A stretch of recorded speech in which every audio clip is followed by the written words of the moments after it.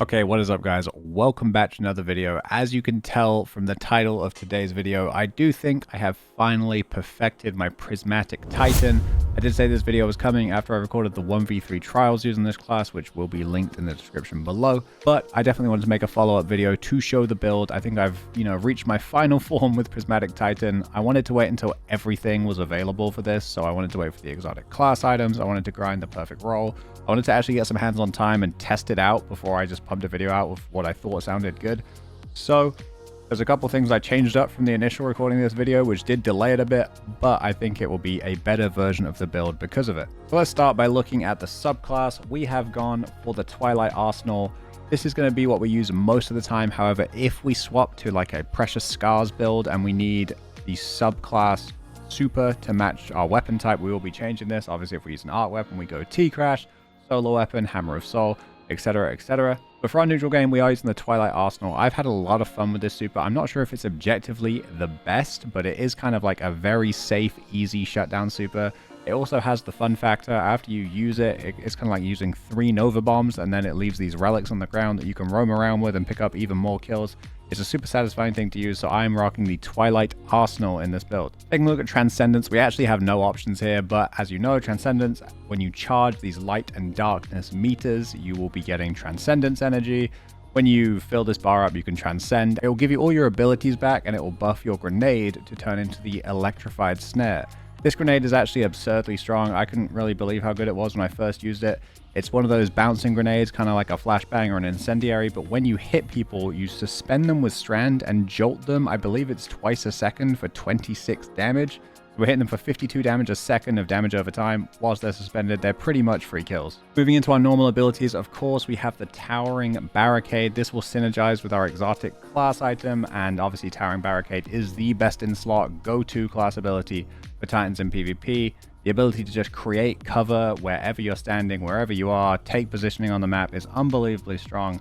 And if you know how to play off a barricade, this is the best class ability in the game. It completely clears Healing Rift or Hunter Dodge or anything. Towering Barricade, 100% must use. As for the jump, this is the one thing in the build that's kind of preference. I would stay far, far away from high lift, but strafe lift some people like. I like catapult lift. I use scroll wheel as my jump input, so I spam it multiple times very fast by scrolling my mouse, which allows me to Titan skate and carry forward more momentum.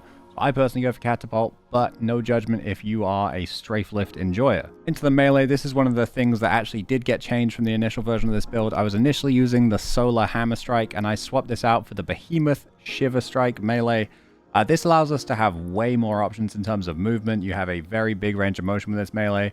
And if you know how to use it, you can actually melee the second you come out of the animation. As you can see on screen now, you kind of like insta one-hit melee people, which is really, really good to just get an opening kill, get a pick, make a Diamond Lance, and it allows you to then make a play. So yeah, I'm definitely going to be rocking Shiver Strike within this build. Into the grenade, we have the Pulse Grenade. This is one of the only things I think Prismatic Titan doesn't have the absolute strongest choice of is the grenades, but there is still some really good options. Thermites, I think, are massively slept on. Suppressor nades too, really, really good. Situational, but good. I personally am going for the Pulse Grenade. I think these things are really easy to use because they go off on impact. It's not like a bounce where you have to be really careful about placement. You kind of just launch it into a group of enemies, or you launch it at a Titan shield, and it's very easy to get some free damage. This also synergizes really well with a couple of fragments we got into the build, which we will touch on in a second. So yeah, for this build, Pulse Grenade. Into the first aspect of the build today, we have none other than Knockout. You knew it was coming. This has been the best aspect in the game for PvP for so long. It was only available on Arc Titan.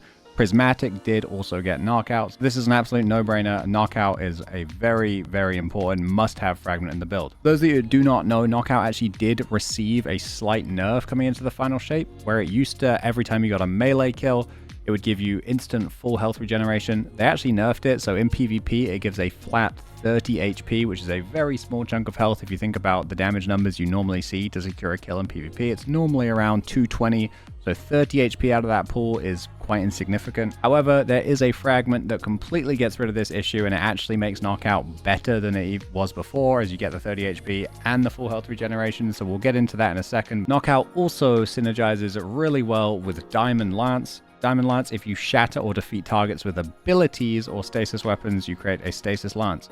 My original version of this build, I was using an Ayers Luna, but I could not get Diamond Lances made on a stasis weapon kill. Let me know if it's something I was doing wrong. Maybe you need to get double kills or rapid kills, but I was using a stasis primary and could not get any made. So we ended up swapping to a kinetic primary, which gives us slightly better transcendence energy, and we don't have to worry about creating a diamond lance with the primary. I couldn't believe quite how good Diamond Lance was, to be honest. It's like I get a grenade kill or I just melee someone with knockout. It doesn't have to be the Shiver Strike, just knockout, and I'll create a Diamond Lance, which makes getting a follow-up kill so unbelievably easy as I just freeze them, one-hit melee, or freeze them, shotgun them.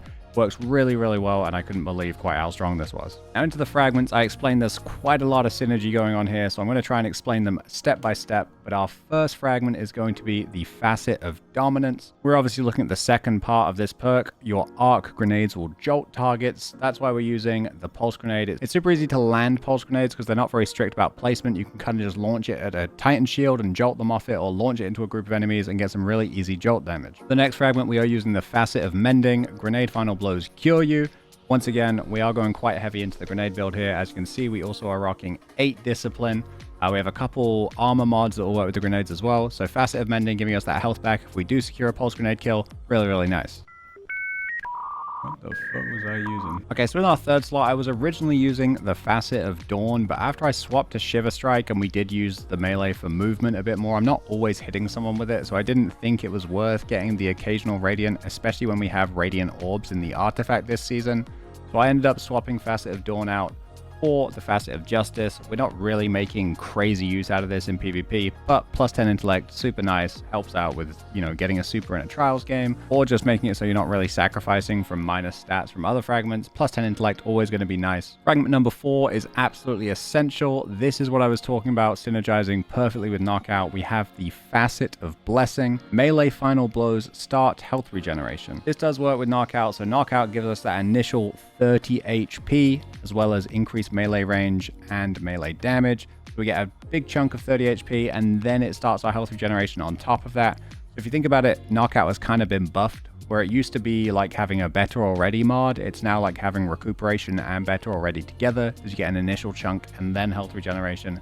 Facet of Blessing, absolute must-have in this build. Into our fifth and final fragment, we have the Facet of Protection. This is an Arc Titan fragment that was called Feedback, Spark of Feedback. It was absolutely absurdly strong. It only required 2 combatants to proc in PvP. This has been banned in scrims forever, and Prismatic Titan did get it brought over, so Facet of Protection is going to be taking our 5th fragment slot. Now that the build's done, I want to talk about some armor mods, and I especially want to talk about probably the most exciting thing, the exotic class items that are only available to prismatic subclasses. So for our Stoicism exotic class item, we have Spirit of the Ophidian. Loads of you know from this channel that I've been playing Warlock for a long time.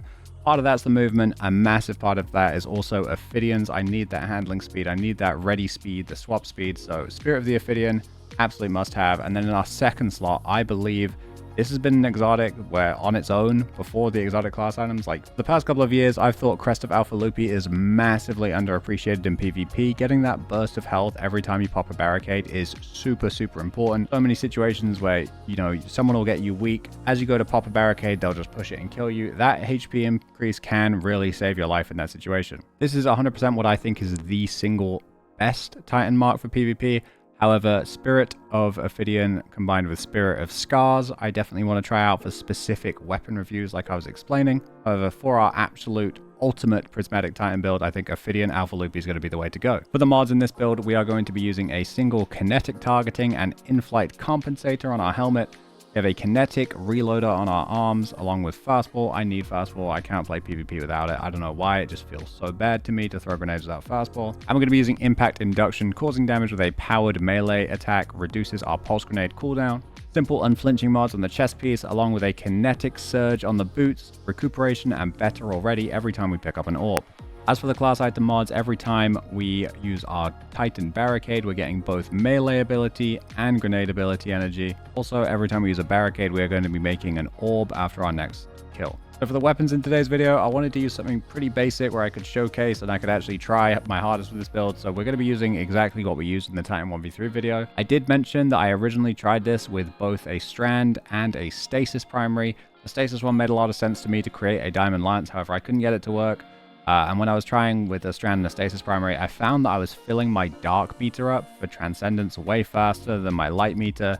So I do think you kind of need a kinetic weapon to charge them both at the same time and meet in the middle. If you have a darkness primary and then light abilities and a shotgun, I still find that the primary one will just get you there so much faster. So I do think you kind of want a kinetic primary to help charge that transcendence bar. As for the shotgun, we are using my time lost found verdict. The nice thing about finally having Ophidians on the class item is we can use a shotgun with no handling perk. We have slide shot, opening shot here, no surplus, no quick draw, no threat detector needed, and the handling feels insanely snappy due to Spirit of the Ophidian. Heavy weapon doesn't matter all that much. We're just using a random hammerhead. I haven't even infused this thing yet, but this is what we're rocking. I'm not certain which of the Hunter's Journal artifact mods do work. However, I know one for sure does work, and that is Radiant Orbs. Every time we pick up an Orb of Power, we get 10 seconds of Radiant. This is obviously really nice and combines well with our Reaper class item. We're going to make a bunch of orbs. I hope I've explained the synergies really well in this video. There is a lot going on, a lot of moving pieces, and I do think Prismatic will have the most complex build crafting we've seen in Destiny. However, like I said, I've taken about 2 weeks to really put this together. I do plan on the Hunter and the Warlock ones coming soon as well. I'm still farming the perfect 2-perk class items for those classes, but those videos will be coming soon, along with 1v3 trials on the 2 classes. There's been a bunch of background footage showing you the different abilities while I break it down, but I think the best way to represent this is to just hop into a game, see if I can go on an absolute tear. Without further ado, let's get into a gameplay.